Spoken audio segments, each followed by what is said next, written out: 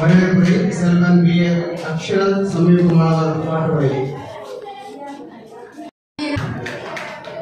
அடுத்தபடியாக சமய மாநாட்டிற்கு சிறப்புரையாற்ற வந்துள்ள வித்யா ஜோதி அருள்நிதி மேற்கோடு எம். ஹரீஷ் இந்து தர்ம வித்யாபீடம் வெள்ளிமலை கேரளா மாநில துணை அமைப்பாளர் அவர்களை காட்டுடை சிக்கியம்மன் கோவில் சார்பாகவும் சமய வகுப்பு மாணவர்கள் சார்பாகவும் ஊர் பொதுமக்கள் சார்பாகவும் அன்புடன் வருக வருக என வரவேற்றுக் கொள்கிறேன். நமது ஆலயத்தில் இந்த சிறப்புரையாற்ற வந்திருக்கும் வித்யாபதி அருள்நிதி மெய்கோடு ஹரீஷ் கேரளா மாநில துணை அமைப்பாளர் மற்றும் இந்து தர்ம வித்யாபீட வெள்ளிமலை அவர்களை சிறப்புரையாற்ற வரும்படி பணிபுரியும்படி கேட்டுக்கொள்கிறேன்.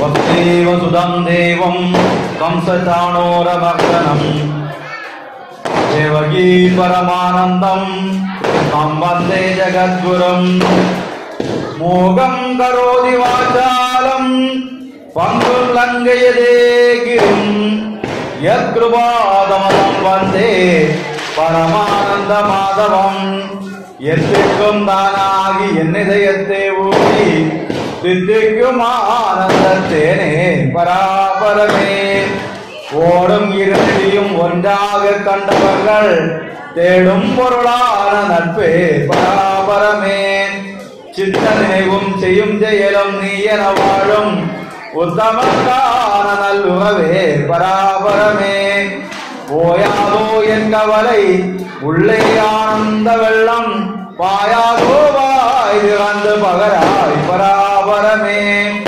அன்பபணி செய்ய என்னை யாராக்கி விட்டு விட்டால் இன்பநிலை தானே வந்து இதோ பராபரமே எல்லோரும் என்பிருக்க நினைப்பதே அல்லாமல் வேவந்தகையே பராபரமே ஆத்தாளை எங்கள் அபிராம வள்ளியை அண்டமெல்லாம் பூத்தாளை மாதுளம் போ நிறத்தாளை புவியடங்க காத்தாளை அங்கையில் பாசாங்குசனும் கருப்பு வில்லம் சேர்த்தாளை முக்கண்ணியை தொழுவாக்கு ஒரு தீங்கில்லையே. எல்லாம் வல்ல இறைவனுடைய பெருங்கருணையினால் காட்டாத்தொகை காட்டு விளை அருள்மிகு ஸ்ரீ இசையம்மன் திருக்கோவிலுடைய 39வது கொடை விழாவும் சமய மாநாடும் மிக சிறப்பான முறையிலே நடைபெற்றுக் கொண்டிருக்கிறது. இந்த வைகிய நேரத்திலே சனாதன தர்மத்தை பற்றிய ஒரு சில வார்த்தைகளை உங்களிடம் பேச வாய்ப்பளித்த எல்லாம் வல்ல அந்த இறை சக்திக்கும் இந்த ஆலய நிர்வாகத்துக்கும் உங்கள் அனைவருக்கும் எனது மனமார்ந்த மகிழ்ச்சிகளை தெரிவித்துக் கொள்கின்றேன். எல்லோரும் அடுத்து சமய வகுப்பு மாணவ மாணவிகளின் கலை நிகழ்ச்சிகளை காண்பதற்காக ரெடியாக இருப்பீர்கள். இத்தனை நேரத்துக்குள் கலை நிகழ்ச்சிகள் நடந்திருக்க வேண்டும். இதுக்குள்ள இந்த ஆள் பைசா துவங்கிவிட்டாரே அப்படின்னு நீங்கள் நினைப்பது எனக்கு தெரிகின்றது. இருந்தாலும் சனாதன தர்மத்தை பற்றிய ஒரு சில வார்த்தைகளை நான் சொல்லித்தான் ஆக வேண்டும். சனாதன தர்மத்தை பற்றி இப்ப சமீபத்தில் ஏதாவது விஷயங்கள் நடந்தது உங்களுக்கு கேள்விப்பட்டிருக்கீங்களா? சனாதன தர்மம் பற்றி ஏதாவது நடந்த விஷயங்கள் ஏதாவது நமக்கு தெரியுமா?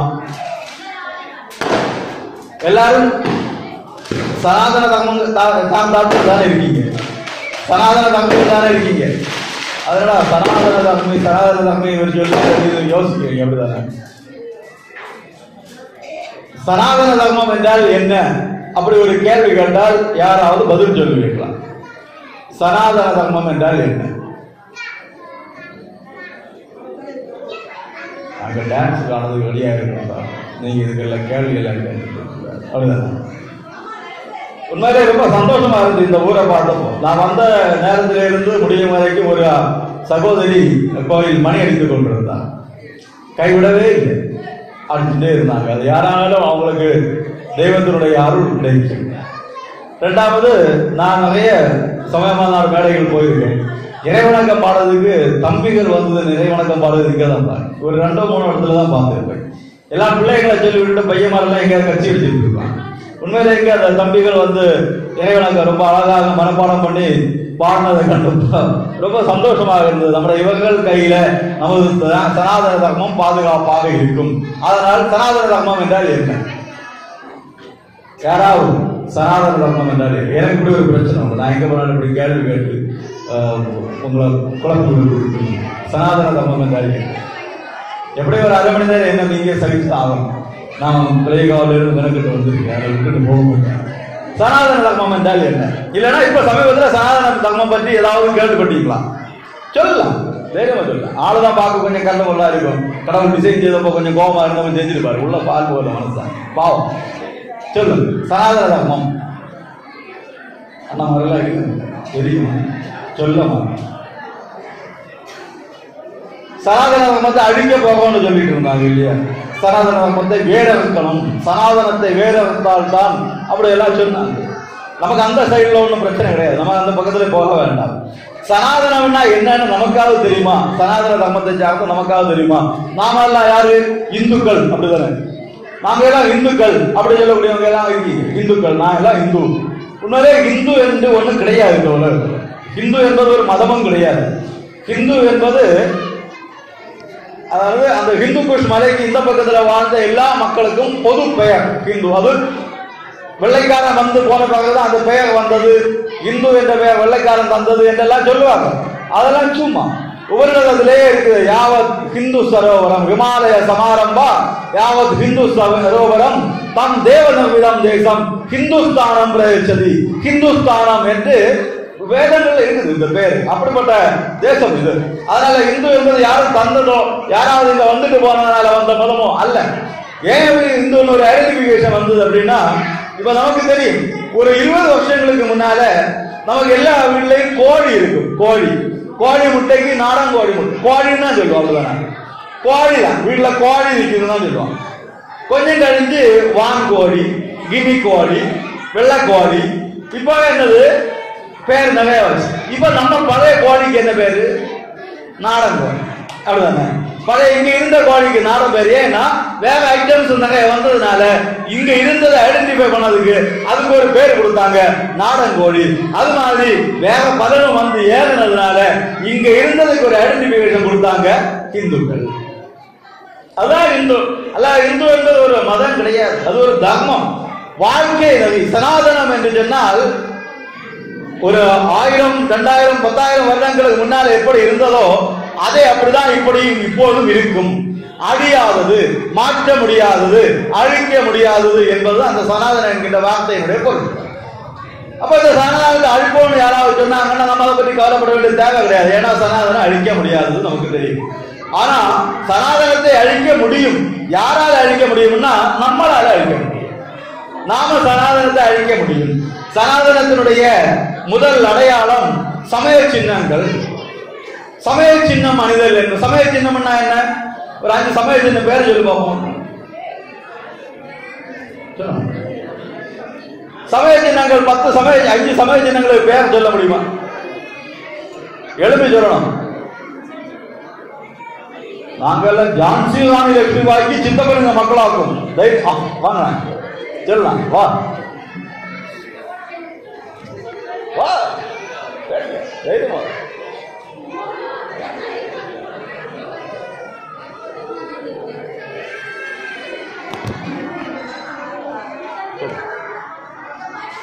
குங்குமம், சந்தனம், துளசிமணி, ருத்ராட்சம்,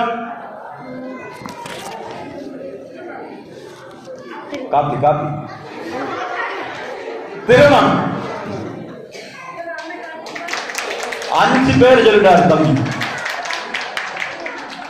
இந்த சந்தனம், குங்குமம், திருமண், திருநீறு, ருத்ராட்சம், துளசிமணி, இதுல எதையாவது ஒண்ணு அணியாம நாம இருக்கக்கூடாது. இதுதான் நம்முடைய சனாதனத்தினுடைய அடையாளம். இப்ப இங்க இருக்கக்கூடிய அத்தனை பேரும் நாங்கள் சனாதனத்தினுடைய சமய சின்னங்களை அணிந்து கொண்டுதான் இருக்கின்றோம். அப்படி இருக்கீங்களா? கொஞ்சம் பேர் இல்லையா? கொஞ்சம் பேர் இல்லாம இருக்கும் இல்லையா? இல்லாம இருக்கின்றோம். சனாதன அழியுமா அழியாதா? யார் அழிப்பா? நாம தான் சமய சின்னம் போடலையே. நமக்கும் தயக்கம். இங்கே இருக்கும், சரி கோயிலுக்கு வந்தபோது போட்டீங்க, ஸ்கூலுக்கு போகும்போது நான் சமய சின்னத்தோட தான் போவேன். அப்படி இருக்கும். ஸ்கூலு காலேஜ் எங்க போனாலும் நான் சமய சின்னத்தோட தான் போவேன். நீங்க ஸ்கூலுக்கு போகல, பிடிச்சாச்சு, படிப்பெல்லாம் பிடிச்சாச்சு, எல்லா சமயம் ரொம்ப சந்தோஷம். யாரெல்லாம் போகலையோ அவங்க அடிச்சுதான் இந்த சமய சனாதன தர்மத்தை. புரியுதா? வேற யாரும் அடிக்க வேண்டாம், நாமவே அடித்துக் கொள்ளுவோம். சனாதன தர்மம் சொல்லுது சுவாத்தியாயான் மா பிரமதக. சுவாத்தியாயான் மா பிரமதக அப்படின்னா தன்னாலே படித்துக் கொள்வதை நிறுத்தாதே அப்படின்னு சொல்லு, படிப்பதை நிறுத்தாதே சொல்லு. இங்க சமயம் உண்டா? இங்க இருக்கக்கூடிய எத்தனை பேர் சமயம் வரக்கூடிய இருக்கீங்க? நீங்க எல்லாம் வரல.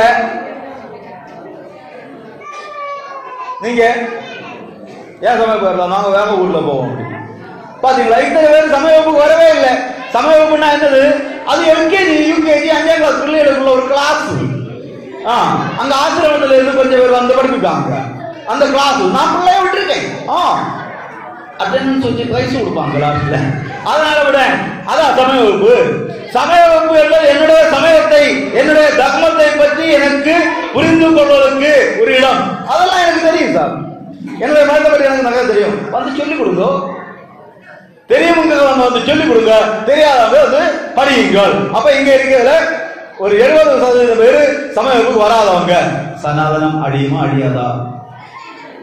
அடியுமா அடியாதா? காரணம் யாரு? நீங்க தான். நீங்க தான். சனாதன தர்மத்தை நம்முடைய வாழ்க்கையை செயல்படுத்துவது என்பது நம்முடைய கடமை, இந்துவனுடைய கடமை. கிறிஸ்தவ சகோதரர்களை பாருங்க, ஞாயிற்றுக்கிழமை ஆகமணி மாசம்னா அந்த ஆகமணிக்கு அவங்க சர்ச்சைக்கு போறாங்க. 8 மணி மாசம்னா 8 மணிக்கு போறாங்க. 10 மணி மாசம்னா 10 மணிக்கு போறாங்க. நமக்கு அந்த வாரத்துல ஒரு நாள் 2 மணி நேரம் சமயம் வர்றதுக்கு மட்டும் நமக்கு பயங்கர ஜோலி. அப்பப்போ இடுப்பு என்ன பாடுபடும் துணி நினைச்சிருக்காது வேலை. இப்படிதானே நம்ம சொல்லுவோம்.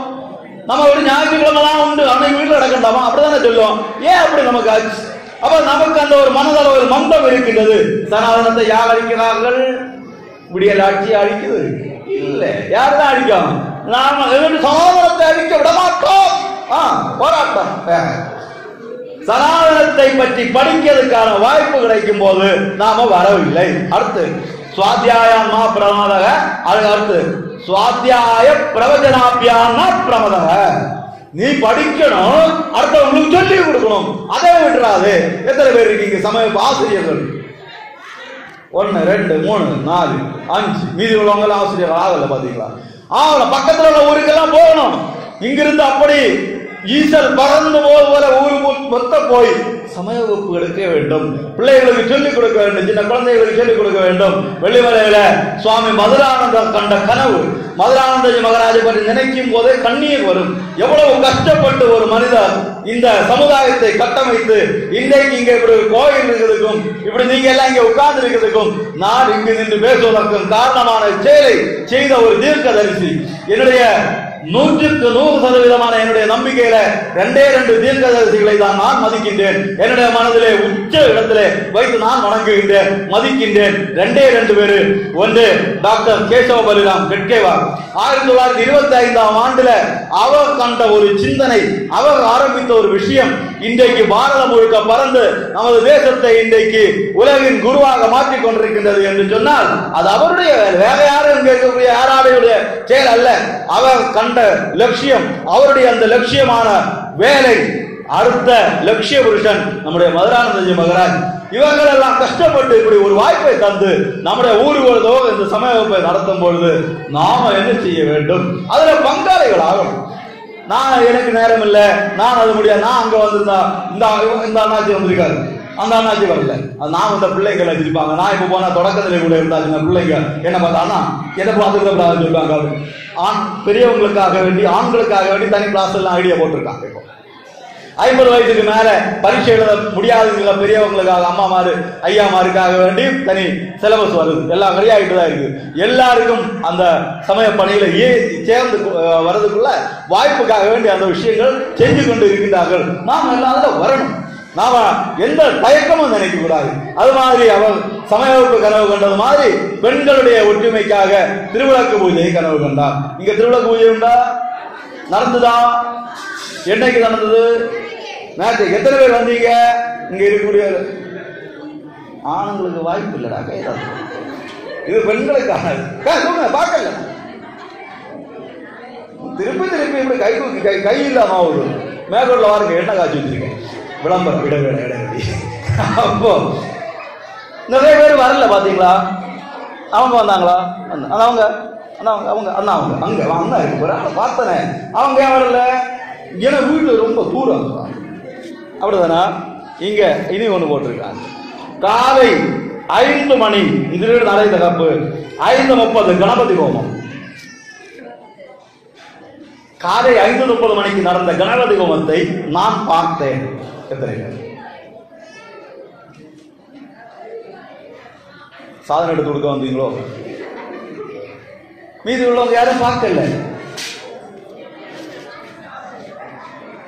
அலங்கார தீபாரணை சமயமான மதியம் அந்த பூஜை இல்லையோ, மகேஸ்வர பூஜை, சட்டி பட்டி எல்லாம் எங்க தானே செய்யுது. அன்னதானம் இருந்தா எத்தனை பேர் வந்திருப்போம்? எல்லாரும் வந்திருப்போம் அப்படிதானே? அப்ப கோவில்ல முக்கியமான விஷயம் பூஜை. அதுவும் கணபதி ஹோமம். கணபதி ஹோமம் நடக்கும்போது அதுல விதவிதமான மூலிகைகளை போட்டு அந்த ஹோமம் பண்ணுவார்கள். அது எரிந்து அந்த புகை இந்த இடத்துல எல்லாம் வியாபிக்கும். அந்த இடத்துல நின்று அந்த புகையை நாம சுவாசிக்கணும், நாம உள்வாங்கணும். அது கடவுளுடைய அருள். அதுக்கு நாம வரல, அப்பதான் நாம தூக்கம். அப்படிதானே? சமயபுல சொல்லியிருக்கு நல்லொழுக்கங்கள். முதல் நல்லொழுக்கம் என்னது? அதிகாலை துயிலெழுதல் வேண்டும். அதிகாலைன்னா எத்தனை மணி? ஒரு 8 மணின்னு வச்சுக்கலாமா? அதிகாலைன்னா எத்தனை மணி? 5 மணியா? 4 மணி அதிகாலை. எத்தனை பேர் இருக்கீங்க 4 மணிக்கு எழுப்பக்கூடிய ஆட்கள்? எழுதி அந்த பக்கம் போயிட்டு வந்து படிக்கிறது. 4 மணிக்கு எழும்பணும். அதிகாலை 4 மணிக்கு எழும்பணும்னா எத்தனை மணிக்கு தூங்கணும்? 9 மணிக்கு தூங்கணும். 8 மணிக்கு சாப்பிடணும், 9 மணிக்கு தூங்கணும். அதிகாலை 4 மணிக்கு எழும்பும். படிக்கலாம், நல்லா படிக்கலாம். படித்ததெல்லாம் ஞாபகத்தில் நிற்கும். இது நமக்கு இந்த சோப்பு பட்டி தாய்ச்சே தீராதே. பண்டு பாட்டி மாறி வெற்றில சுண்ணாம்பு இப்படி பூசி பூசி இருந்தாங்க. இப்ப பேத்தி மாறும் பேரம் மாறும் அந்த இதுல எப்படி தாய்ச்சிருக்காங்க. எல்லாம் தேப்பு தான் நடக்குது. அதுக்கடுத்த ராத்திரி நமக்கு நேரம் தூக்கம் 12 மணி 1 மணி. எப்படி தூங்குறது? உண்மையிலே 10 மணிக்கு மேல தூங்காம இருக்கக்கூடாது. வாத காலம், பித்த காலம், கப காலம்னு 3 காலம் நமக்கு வாழ்க்கையில உடம்புல உண்டு. வாத காலங்கிறது சாயங்காலம் 6 மணி முதல் 10 மணி வரை. அடுத்து பித்த காலம். இந்த பித்த காலத்துல தூங்காம இருக்கக்கூடாது. உண்மையில உடம்பு தூங்காம இருந்ததுன்னா அவ்வளவு டயர்ட் ஆகும். அது அதனுடைய விளைவுகள் நம்ம ஒரு 40-50 வயசு கழியும் போது எல்லாரும் அனுபவிக்கத்தான் போவீங்க. நீங்க எழுப்புவீங்களா? ஒரு ஆள் கேட்காங்க. நாங்க 4 மணிக்கு எழுப்புனா தான் நான் உங்கள்கிட்ட பேச முடியும். 4 மணிக்கு எழுப்ப முடியும். அப்படி நம்ம டைம் மேனேஜ்மெண்ட் பண்ணி காலையில 4 மணிக்கு எழும்பணும். அதிகாலை 4 மணியிலிருந்து 5 மணி வரைக்கும் எழும்பக்கூடியவங்க எல்லாம் யோகிகள். 5 மணியிலிருந்து 6 மணிக்கு எழும்பக்கூடியவங்க எல்லாம் போகிகள். போகிகள் சுகபோகம். அப்பதான் ஒரு நல்ல தூக்கம் இல்லையா? சுகபோகிகள். 6 மணிக்கு மேல 7 மணி வரைக்கும் எழும்பக்கூடியவங்க எல்லாம் ரோகிகள். ரோகினா நோயாளிகள். 7 மணிக்கு மேல எழும்பக்கூடிய எல்லாம் துரோகிகள். நீங்க எந்த கல்ல வருவீங்கன்னு தன்னைத்தானே அனலைஸ் பண்ணிடுங்க. நான் சொல்லுங்க, மேக்சிமம் எல்லாம் ஏதாவது இருக்கும். சரி, அப்போ அதிகாலையில் எழும்பணும். இறைவன் நாமம் சொல்லிக் கொண்டு எழும்பணும். அப்படித்தானே? நாமம் சொல்லக்கூடிய இறை நாமம் அம்மைக்கு தோதிட்டு வாங்கவும் விடமான். இதுதான் நாமம் சொல்லுடைய இறை நாமம். எத்தனை பேர் இங்கே இறை நாமம் சொல்லிக் கொண்டு எழும்பக்கூடிய? நான் காலையில் எழுப்பும்போது இறை நாமம் சொல்லுவேன். பரவாயில்லையே, அங்க மேல 4 அக்கமா இருக்காங்க. எப்படி இந்த மந்திரம் சொல்லுவீங்களா? இந்த மந்திரம் சொல்லுவீங்களா? என்ன மந்திரம்? கையை எழுப்பி உட்கார்ந்து கையை நல்லா தேய்ச்சி கண்கள்ல ஒட்டி அதுக்குள்ளால கரைக்குள்ளால கண்ணை தகர்ந்து பார்த்து கராபிரே. இந்த மந்திரம் யாருக்கு தெரியும்? சொல்லுங்க.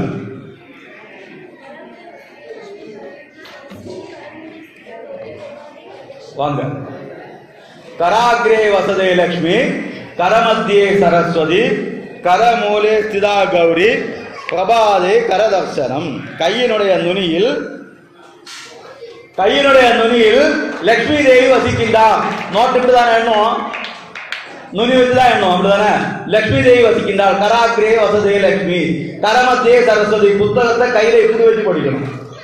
இப்ப வீட்டுல எல்லாம் போய் பார்த்தா பிள்ளைய படிக்கிற போதம் கண்டா கடவுளை சகிக்க அப்படியே சோபா கம்பெனில கிடக்கும். இங்க இருந்து காலத்துக்கு இப்படி வச்சிருக்கும், காலில் புக்கு ஸ்டாண்ட், இங்க இருந்து இப்படி படிக்குதா என்ன பண்ணுதுன்னு தெய்வத்துக்கான மதிப்பா அப்படி கை உள்ளங்கையில வச்சு படிக்கணும். புத்தகத்தை மரியாதை கொடுத்து படிக்கணும். அது தெய்வம். நம்முடைய வாழ்க்கைக்கான வழியை காட்டக்கூடிய புத்தகங்கள். அந்த புத்தகத்தை உள்ளங்கையில வச்சு படிக்கணும். கரமத்தியே சரஸ்வதி, கரமூலே சிதா கௌரி, எல்லாத்துக்கும் பாதுகாப்பாக இருப்பது கௌரி. இதன் 3 பேரையும் காலையில பார்த்துட்டு காட்சை காணும். அல்லாத பக்கத்தில் உள்ள கோவிந்தரை காட்சை கண்டு வா எவ்வளோ காட்சை கண்டு கோவிந்தர் அவர் இல்லை, இந்த ஆளை காட்சை கண்டது ரொம்ப மோசமா போச்சு அப்படி சொல்லது இல்லை. நம்ம கையை காட்சை நம்ம கையை கண்டு கொண்டு எழுதுவது இதெல்லாம் சனாதன தர்மத்தில் உள்ளது. போய் சொல்லக்கூடாது.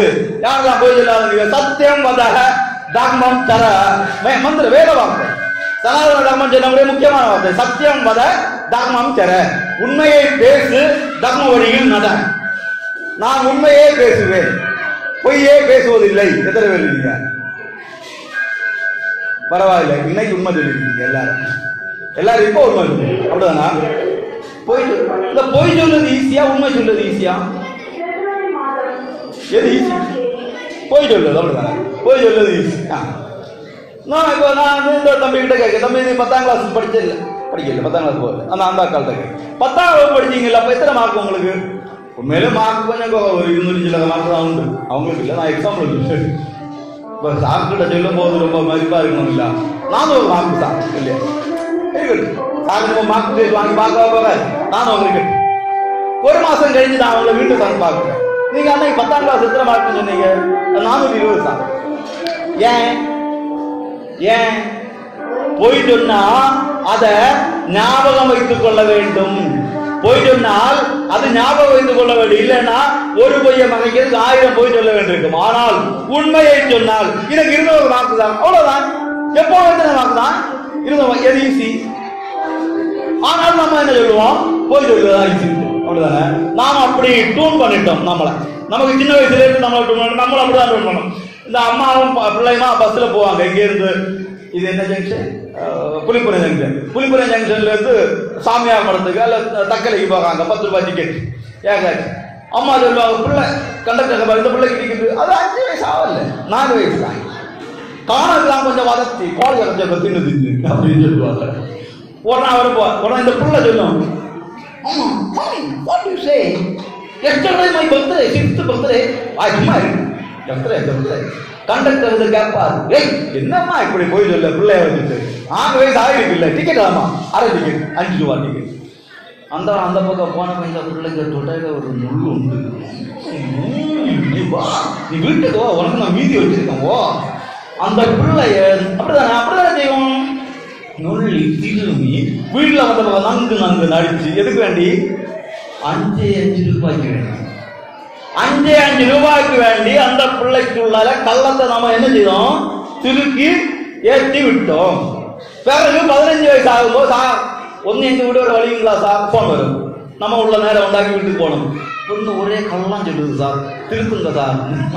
சின்னதுல நீங்க ஸ்கூல் போட்டு ஏற்றி விடுவீங்க, நான் எப்படி திருத்துறதுக்கு? அப்படி நாம தான் பழக்கி இருக்கோம் பிள்ளைய. உண்மையை சொல்ல நம்முடைய பிள்ளைகளை பழக்க வேண்டும். உண்மையை சொன்னா பிள்ளைகளை என்ன செய்யக்கூடாது? திட்டக்கூடாது, அடிக்கக்கூடாது. ஒரு கண்ணாடியை தட்டி போட்டுட்டான் இந்த தம்பி. அம்மா கேட்டப்ப என்ன செய்வான் தம்பி? நான் தான் அம்மாவோட கை தட்டி போகுது. பிள்ளைங்களுக்கு இப்படிதான் நாங்க காய் தட்டி. அடுத்த நாள் கண்ணாடி தட்டி போட்டு அவன் சொல்லுவானா? சொல்ல மாட்டான். அவனை பொய்யனாக்குனது யாரு? தெரியும் தானே. அப்போ நாம நம்முடைய பிள்ளையை நல்லா வளர்த்தணும்னா ராமாயணம் சொல்லி கொடுக்கணும், மகாபாரதம் சொல்லி கொடுக்கணும். ராமாயணத்துல அப்பா ராமனை காட்டுக்கு போக சொன்னாங்க என்று ராமனை கிட்ட சொன்னது யாரு? அம்மாவா சொன்னாங்க? இல்ல, சித்தி சொன்னாங்க. ஆனா ராமன் என்ன செஞ்சான்? காட்டுக்கு போயிட்டான். அப்படிப்பட்ட தந்தை சொல் மிக்க மந்திரம் இல்லை என்று வளரக்கூடிய பிள்ளைகளாக நம்ம மக்களை வளரணும்னா ராமாயணம் சொல்லி கொடுக்கணும். சகோதர பாசம். அண்ணன் இல்ல, அண்ணன் இல்லாத நாடு எனக்கு வேண்டாம், அவனை கூட்டிட்டு நான் நாட்டுக்கு வரமாட்டேன்னு சொல்லி பரதன் காட்டுக்கு போனான்.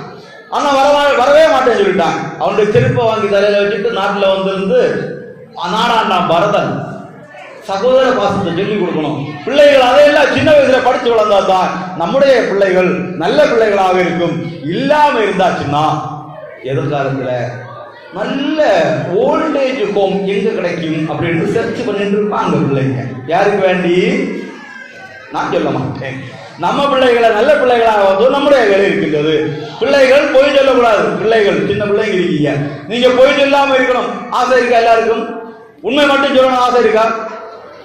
லட்டு சாப்பிட்டா அம்மா அடிப்பாங்க, உண்மையை சொன்னாலும் அம்மா அடிப்பாங்க, போய் சொன்னா அம்மா அடிக்க மாட்டாங்க. ஆனா சார் என்ன சொல்லாரு? உண்மை சொல்லணும்னு சொல்லாரு. உண்மையும் சொல்ல வேணும், லட்டும் சாப்பிட வேணும், அடியும் கிட்டாம இருக்கணும். ஒரு வழி சொல்லி தரட்டா? வழி சொல்லி தரட்டா? எல்லா பிள்ளைகளும் படிச்சு உண்மைதான் பேசணும். அம்மா பலகாரம் வாங்கி வச்சிருந்தாங்க, ஆசை எடுத்து சாப்பிடுவாங்க. அம்மா யாருக்காக வேண்டி இருந்தாங்க? சாயங்காலம் 5 மணிக்கு அண்ணன் வருவாங்க, அம்மாக்கு அண்ணன் நமக்கு மாமா வருவாங்க விருந்து, அவங்களுக்கு கொடுக்கறதுக்கு வேண்டி வாங்கி வச்சிருந்தாங்க. நாம அதை பார்த்தோம், நமக்கு என்ன செஞ்சிச்சு? வாய்க்குள்ளார என்ன கெமிக்கல் மாற்றங்கள் எல்லாம் உண்டாச்சு. நாம அதை எடுத்து என்ன செய்துட்டோம்? சாப்பிட்டோம். அம்மா கேட்க, ஐயோ அண்ணனுக்கு கொடுக்க வச்சிருந்த லட்டுகள் நமக்கு நீ எடுத்தியா மக்கள அப்படின்னு வந்தது. அப்ப எனக்கு முதல் ஞாபகம் போய் பிள்ளை கூடாது அப்படின்னு சொல்லியிருக்காரு. அந்த சார் சொல்லியிருக்காருல்ல. அப்ப நாம என்ன சொல்லணும்? உண்மை சொல்லணும். நீங்க என்ன சொல்லணும்? உண்மை சொல்லணும். ஆனா கண்டிப்பா அவங்க அம்மா என்ன செய்வாங்க? அடிப்பாங்க. அப்படிப்பட்ட அம்மா. அப்போ என்ன செய்யணும்? நாம இவங்க அம்மா இல்லை, நான் வேற அம்மா சொல்லிட்டேன், அவங்க நான் அடிக்கவே மாட்டேன் சொல்லி வந்துடக்கூடாது. அப்ப இந்த அம்மா அடிப்பாங்க. அப்ப நாம வீட்டுல டைனிங் டேபிள் உண்டா? எத்தனை பேர் வீட்டுல டைனிங் டேபிள் இருக்கிறது?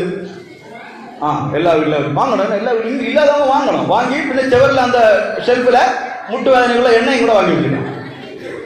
எப்போ நம்ம வீட்டுல டைனிங் டேபிள்னு ஒரு சாதனம் வந்ததோ அப்பதான் இடுப்பு வேதனை முட்டு வேதனை வர தொடங்குது.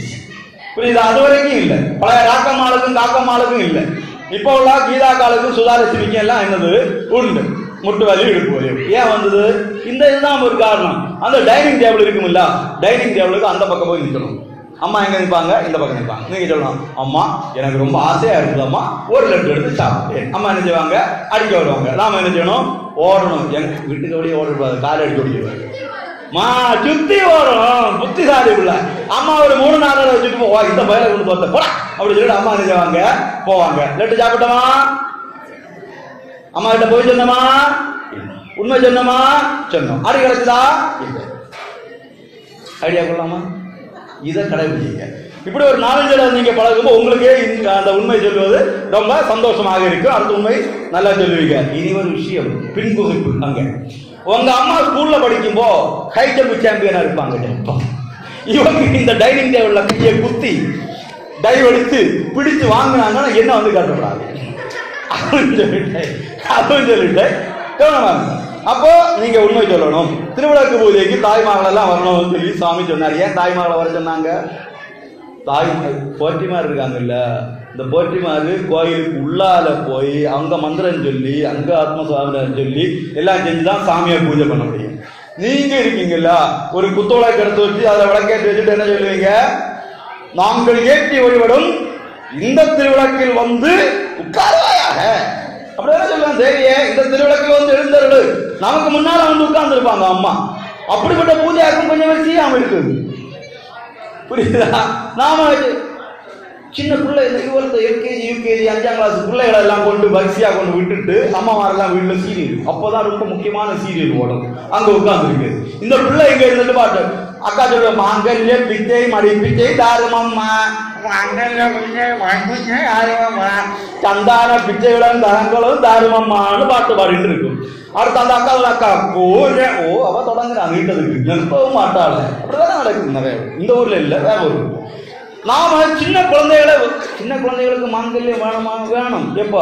20 வயசு ஆகும்போது வேணும். 20 இல்ல, இப்ப 21 ஆக்கியாது, கவர்மெண்ட் ஆக்கியாது. 21க்கு முன்னால முடியாது. படித்து ஏதாவது ஒரு வேலைக்கு தகுதியானவங்க கல்யாணம் டெல்லியில இருக்க காலத்தையும் மாத்திட்டாரு. அதனால அதுக்கும் வழி இல்லை.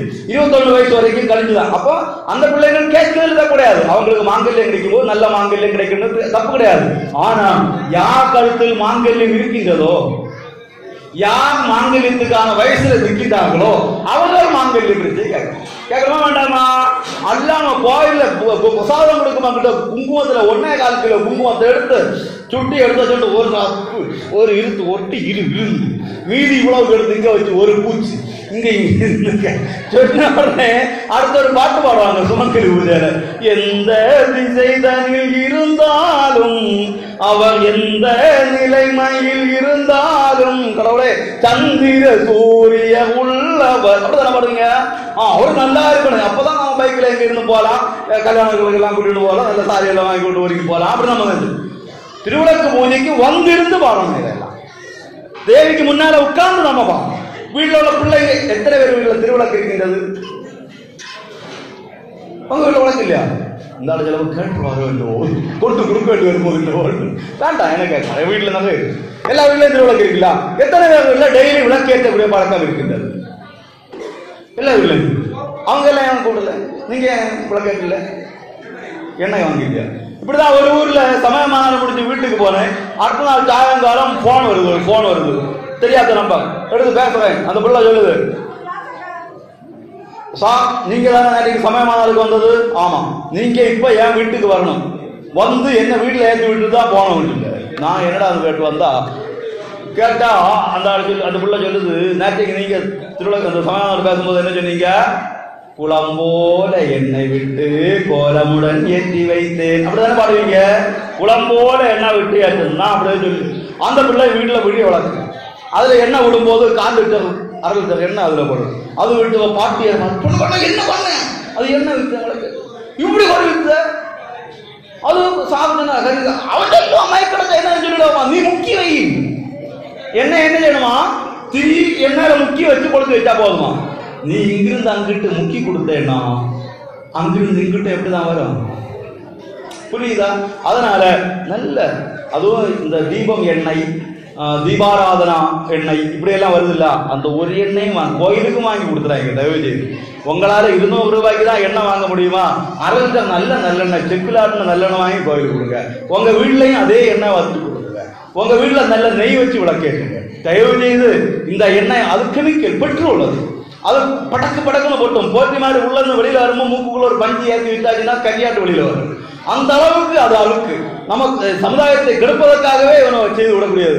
அதை செய்யாதீர்கள். நல்ல நல்லெண்ணெய் வாங்கி விட்டு விளக்கு ஏற்றி நம்ம வீட்டுல கொண்டாடுங்கள். விளக்கு ஏற்றக்கூடிய வீட்டுல தான் யார் வருவா? லட்சுமி தேவி வருவா. லட்சுமி தேவி வந்தா லட்சுமி தேவி வரதுக்கு என்ன பண்ணணும்? ஒரு பேனர் அடிச்சு Lakshmi Devi welcome to my home ஒன்று போட வச்சான். பேனர் வச்சா வருவாங்க. நம்ம வீட்டுல விளக்கு முன்னால ஒரு விளக்கேற்றி வச்சீங்கன்னா லட்சுமி தேவி ஓடி எரிஞ்சுவாங்க வருவாங்க. விளக்கு இல்ல மூதேவி அக்கா ஓடி வருவா. ஸ்ரீதேவி வெளியே போயிடுவான். ஸ்ரீதேவி வேணுமா மூதேவி வேணுமா? மூதேவி வேணும். அதனால நம்ம வீட்டுல விளக்கேற்றுவோம். ஒரு நாள் முழங்கா விளக்கேற்றுங்க, எல்லா நாளும் விளக்கேற்றுங்க. அம்மா ஏற்றலையா மகளை ஏற்ற விடுங்க, மகன் ஏற்றலையா மகனை ஏற்ற விடுங்க, அப்பா ஏற்றுங்க. யார் அது மாதிரி இருந்து நாமம் சொல்லுங்க, எல்லாரும் கூடி இருந்து இறைநாமம் சொல்லுங்கள். அந்த பழக்கம் நமக்கு வரும். எல்லாரும் சேர்ந்து இருந்து கூட்டு பிரார்த்தனை. கோயிலுக்கு வரும்போதும் கூட்டமா இருந்து பிரார்த்தனை பண்ணணும். வீட்டுல இருக்கும்போது அந்த குடும்பத்தோட எல்லாரும் சேர்ந்து இருந்து பிரார்த்தனை பண்ணணும். இதெல்லாம் நம்முடையது. ஒரு காலத்துல சாயங்கால நேரத்துல அப்படி போனாச்சுன்னா நல்ல இறைநாமம் கேட்டுக்கொண்டிருக்கு. இன்னைக்கு எல்லாம் சினிமா பாட்டு கேட்குது எல்லா வீட்டு. சந்தியா நேரத்துல சந்தியாநாமம் சொல்லுடைய பழக்கம் எத்தனை பேர் வீட்டுல இருக்குது? சந்தியா நேரத்துல சந்தியாநாமம் பழக்கம் ஒரே ஒரு வீட்டுல அவங்க சமயப்பு ஆகாதனால அங்கே விளக்காங்க. 2 வீட்டுல சந்தியாநாமம். முன்னாலெல்லாம் எல்லா வீட்லயும் சந்தியாநாமம் பாடுறாங்க. ராம ராம ராம ராம ராம ராம பாகிமாம் ராமகிருஷ்ண வாசுதேவ ராம ராம பாகிமான்னு பாடுவாங்க. இன்னைக்கு அந்த வீட்டுல எல்லாம் சந்தியா நேரத்துல டிவி சீரியல் விஷயம் இந்த மாதிரி உள்ள பழக்கங்களை எல்லாம் நாம படைபிடிக்கின்றோம் என்று சொன்னால் நாம சனாதனத்தை கெடுக்கின்றோம். நாம சனாதனத்தை கெடுக்கணுமா வேண்டாமான்னு நாம தீர்மானிப்போம். இப்ப நான் உங்க நேரத்தை கெடுக்கிறேன். என்னுடைய என்ன 7:30 மணிக்கு கூப்பிட்டுருந்தீங்க, நான் கிட்டத்தட்ட வந்தேன். நம்ம பூஜைகள் லேட் ஆச்சு. ஆனாலும் இது உங்க நேரத்தில் நான் எடுக்கல. சனாதன தர்மமாக வாழக்கூடிய நாம் சனாதன தர்மிகளாக இருப்போம். எத்தனை பேருக்கு? ஒரே ஒரு விஷயம் மட்டும். எத்தனை பேருக்கு 4 வேதங்களுக்கு பெயர் தெரியும்? சொல்லுங்க பாப்போம். எல்லாருக்கும் தெரியும், அதனால புக்கு தர மாட்டேன். ரிக்கேஜும் சாமாதம். எத்தனை பேர் இந்த 4 வீட்டில் வச்சிருக்கீங்க? 4 வேதங்களும் நான் வீட்டில் வச்சிருக்கேன். 4 வேதம் நான் பார்த்திருக்கேன். இந்த 4 வேதங்களும் நான் பார்த்திருக்கேன். ஒரு ஆள் இந்நாள் ஒரு மழை பெய்தது இல்ல, அது இந்த ஆள் வேணும். இன்னும் மழை பெய்யும் பார்த்திருக்கேன். உபநிடதங்கள் எத்தனை உண்டு? 1000க்கு மேல உண்டு. என்னுடைய வீட்டில் ஒரு உபநிடதமாவது இருக்கின்றது. 1 2 வேதங்கள் உபநிடதங்கள். இதிகாசங்கள் எத்தனை? ராமாயணம் மகாபாரதம் எத்தனை வீட்டில் இருக்குது? 4 தேவாரம், திருவாசகம், 4000 திவ்ய பிரபந்தம், 18 புராணங்கள், 18 உபபுராணங்கள். எத்தனை பேர் பைபிள் பார்த்துருக்கீங்க? சும்மா உண்மை எல்லாரும் பார்த்துருக்கீங்க. நீங்க எல்லாம் ஹிந்து இல்ல, நான் நம்பணும். ஹிந்துவனுடைய அடிப்படை வேதம் தெரியல, உபநிடதம் பார்க்கல, தேவாரம் இல்ல, திருவாசகம் இல்ல, 4000 திவ்ய பிரபந்தம் இல்ல, புராணம் இல்ல, 18 உபபுராணம் இல்ல, ஒண்ணும் இல்ல. எத்தனை பேர் வீட்டுல பகவத்கீதை இருக்கின்றது? இந்த சைடுல உள்ளவங்களுக்கு இல்ல பகவத்கீதை இல்ல. அங்க இருக்கு, அண்ணன் இருக்காரு. இவங்க வீட்டுல இல்ல.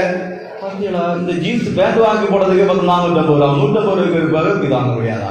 பகவத்கீதை வாங்க எல்லா வீட்லயும் கீதை படிக்கணும். கீதை படிക്കുന്ന வீட்டிலெல்லாம் ஸ்ரீதேவி வந்தோ வசிச்சிடுന്നു. யாரெல்லாம் வீட்டுல கீதை படிக்கின்றார்களோ அந்த வீட்டுல யார் வருவா?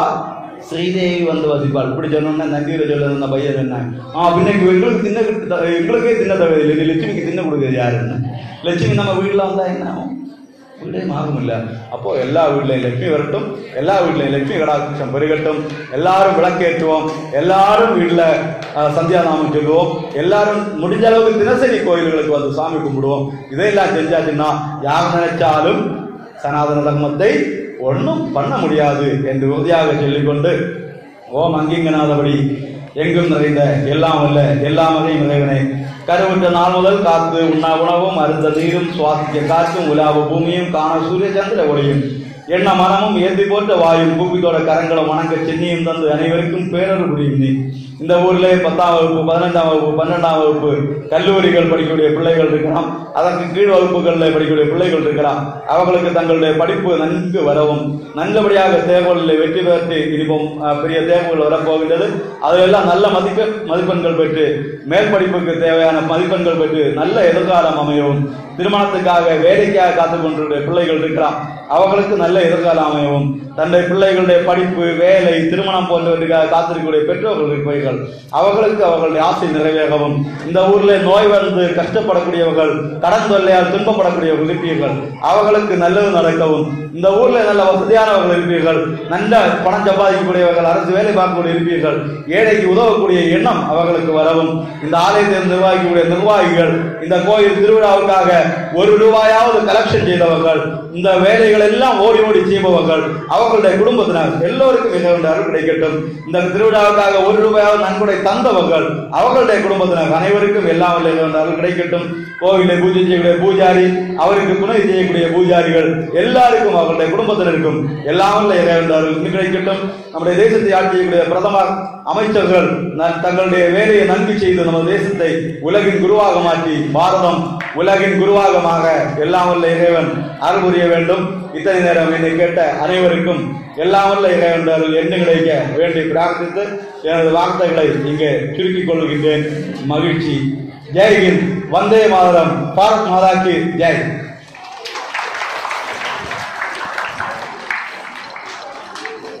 நந்தியூரை செல்வன் பி. நகுல் நிவாஸ் சமீப மாணவர் காட்டுடை.